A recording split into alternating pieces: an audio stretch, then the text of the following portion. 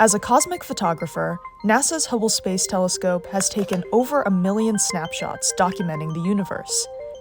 These images illustrate, explain, and inspire us with their grandeur, but may not match what we'd see with our own eyes. That's because Hubble sees light beyond our sensitivity. Our eyes only sense a small fraction of the universe's light.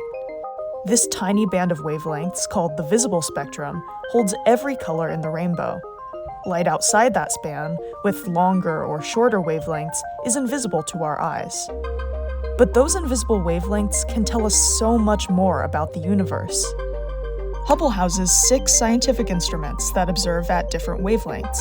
Together, they expand our vision into infrared and ultraviolet light. That doesn't mean Hubble can show us never-before-seen colors. In fact, the telescope can only see the universe in shades of gray. Seeing in black and white allows Hubble to detect subtle differences in the light's intensity. If one wavelength is brighter than another, that tells us something about the science of that object. But because color helps humans interpret what we see, NASA specialists work to process and colorize publicly available Hubble data into more accessible images.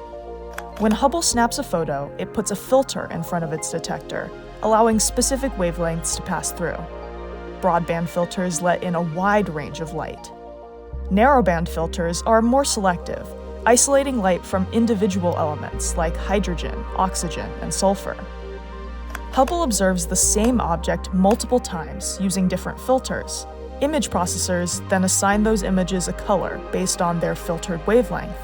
The longest wavelength becomes red, medium becomes green, and the shortest blue, corresponding to the light sensors in our eyes. Combining them gives us a color image, showcasing characteristics we can't make out in black and white. Adding color reveals the underlying science in every image. It's like translating words into another language, making sure no information is lost. Some words have an exact counterpart.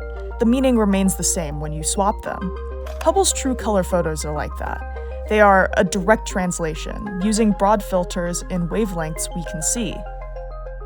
Other words can't be translated directly. When we use narrowband filters or peer outside the visible spectrum, it's like translating words with no one-word replacement. Easily done, but requires more work.